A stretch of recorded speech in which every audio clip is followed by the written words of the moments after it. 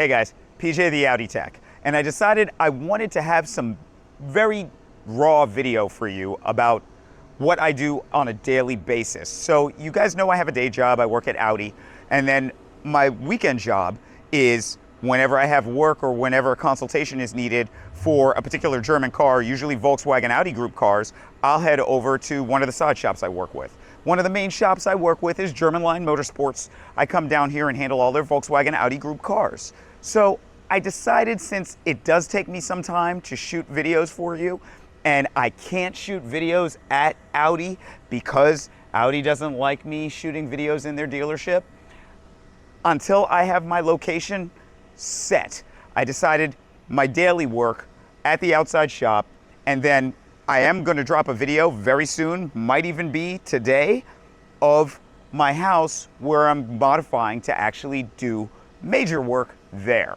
But here today, I'm at German-line. I'm working with this 2017 Porsche Macan. This car right here is in, customer brought it in for noises on the front end. Noises on the front suspension going over bumps, noises anytime they made turns.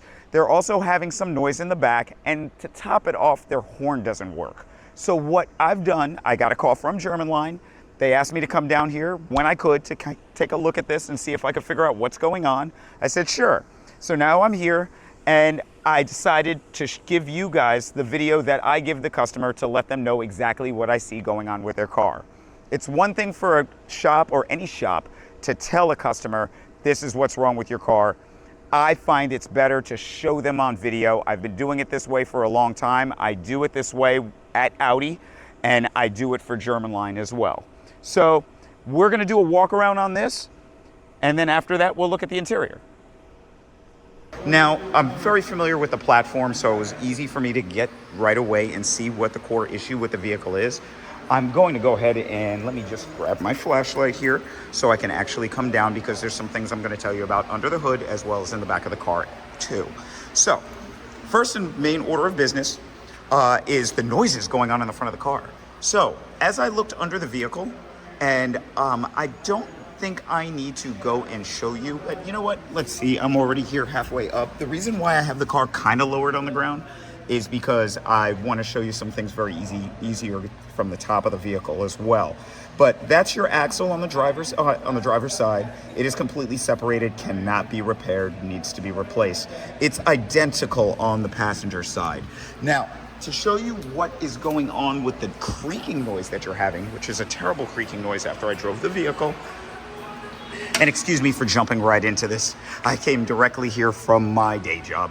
But your upper control arm bushings are shot. As you can see, they're torn pretty good. At 100,000 miles, this is as to be expected on these cars.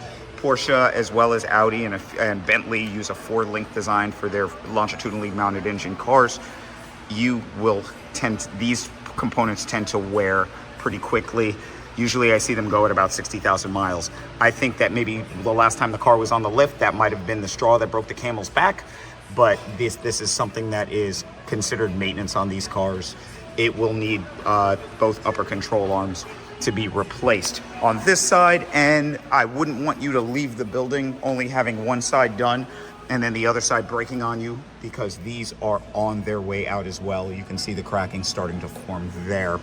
So with 2 axles and with the upper control arms on both sides, that's where I would think that all your noises in the front will be gone. Now, there is a chance that it could be a lower control arm bushing for the wishbones in the rear on either side, but I'm not hearing them right now, and the car is not making noises or moves that are indicative of those failing. From what I look at it, my visual inspection, and I check them for radio play, they are perfectly fine from what I see. Down the road at 100,000 miles, with any German vehicle, I have to honestly say at 100,000 miles, you could go a couple miles down the road and then it eventually needs them. But at this time, I can say that the lower control arms are perfectly fine with the vehicle. Now, since we're going to continue on the suspension issues, I do want to bring it to your attention that your rear bump stops, which are quite necessary on this platform, are completely shredded. So it's like this on both sides. The problem with this is now the dust boot has collapsed. As you can see, this is the dust boot. But with the dust boot collapse the way it is and sticking, you will eventually need new shocks if you do not replace these, and you will need the boots. So you will have to replace the shocks and the boots. Right now, the shocks are still good. There's no leaks, there's no drips. I can replace these and we can go on for another 100,000 miles if you'd like, because right now they are dry. And I'll show you the other side so you have an idea that both of them are in desperate need of help. And this is also another common issue over time. I mean, especially a car that might see a lot of Florida heat. It might only be 100 degrees in the air, but on the road it's 150 degrees. That heat radiates up, destroys these bushings as time goes on. Under the hood, I do see some oil leaks starting to form. The valve covers are minor. And the upper timing, not the upper timing cover, the whole front timing cover is minor. Now, as you can see, I have a multimeter hooked up here. This multimeter was hooked up to one of your horns. You have two horns. You have a high tone and a low tone. They are both out. Common again, especially in Florida, because what ends up happening is as time goes on, what ends up happening with those is water from road spray and such gets into the horn, and they end up malfunctioning over time. So those both need to be replaced. The problem is the front bumper has to come off to get access to them. Even though I was able to get my very, very skinny arm in there to do this, to check the power, to make sure everything was good after I checked the fuse and everything with it, it's gonna need to have the bumper come off in order to complete that work. Other than that, the car's in fantastic shape. The crazy thing about both these cars is even though one's an Audi and one's a Porsche, they are mechanically the same underneath, aside from the engine. Now, there are trim levels of the Porsche that will put Audi variant engines in them, but this particular car has a 3-liter naturally aspirated V6 that is Porsche derived. Now, underneath the suspension, dead the same. It has the same style 4-link front suspension, it has the same style suspension in the rear, and it suffers the same problems that the Audi Q5 will have as time goes on. This car right now has about 100,000 miles on it. It's a 2017, as I said before. So let me show you the interior. If you come this way, compared to my car, and my car I kind of showed in the last video, I don't think I need to go over what the Q5 is again, because I think you guys have seen enough of the interior. But when you compare it to the more sporty interior of the Porsche, I like this better. You know what? I'll be honest with you. I'm really starting to dig Porsche and the way they do things. The car has a more sporty feel, larger center console, more driver-focused gauges, and better bucket seats that are definitely better at hugging you in the corners. This car has the Sport Chrono in it, and even though this is a smart key car that doesn't need to have the key inserted to start, the reason Porsche does this is because of the Le Mans start. Now, so in the race series Le Mans, 24-hour race, drivers start outside the vehicle. When they'd start outside the vehicle, the idea was when the race started, they would run and jump into their cars to go. Porsche decided to put the starter on this side so the driver can actually jump in the car and start it as they got into the car, rather than starting it somewhere in here. Really cool feature. Porsche's been doing it like that for a long time, and I'd like to see that they continue to do that. You know, it's actually funny because this actually feels a lot like the Q5 in a lot of ways.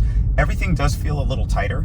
Now, I don't know if I can actually say that's because of the car being built to a tighter spec than Audi's car, or for the fact that the car is actually newer. My car's a 2011. This car is a 2017.